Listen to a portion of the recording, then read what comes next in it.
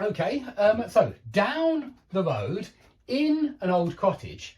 Now, if you know your prepositions, you spot prepositional phrases very quickly because there aren't that many prepositions and they're pretty easy to spot because they're very small, tiny words. They often refer to location, down, in, on, at, round, through, yeah, over.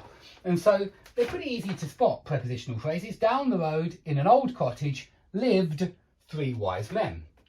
Now, firstly, I want you to notice that that's quite a strange word order, but it's certainly correct in English. And I say it's strange because usually English sentences go subject, then verb, then object. They usually go 3 wise men lived down the road in an old cottage. But you are certainly correct to front prepositional phrases, and with words like lived or other verbs like went, you can certainly do this. You can actually use an inverted word order. You can use the prepositional phrases at the front and then the verb and then the subject. Yeah, and so that's a different way of writing, but you see it in literature all the time. And I think we will look at a piece of literature perhaps in the next class, so you can see me identifying all these types of phrase and clause in literature. But we've got here 2 fronted prepositional phrases. How are they functioning? How are these prepositional phrases functioning? Because they could function as nouns or as adverbs or as adjectives. Well, aren't they describing where the 3 wise men lived? And if they are, shouldn't we call them adverbs? Yeah, they're describing the verb in the main clause, and so they're adverbs. They're describing where the 3 men lived. Down the road in an old cottage. Okay, so they're prepositional phrases functioning as adverbs.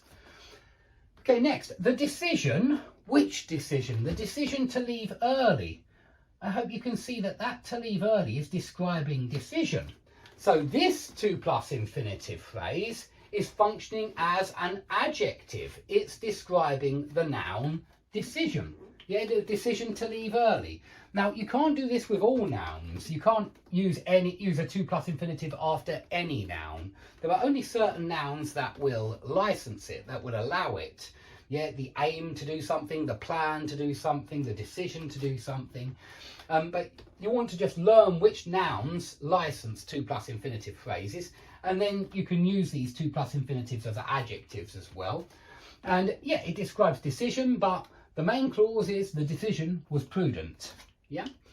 Okay, have a look at the next 2, because I hope to show you the difference between gerunds and participles here.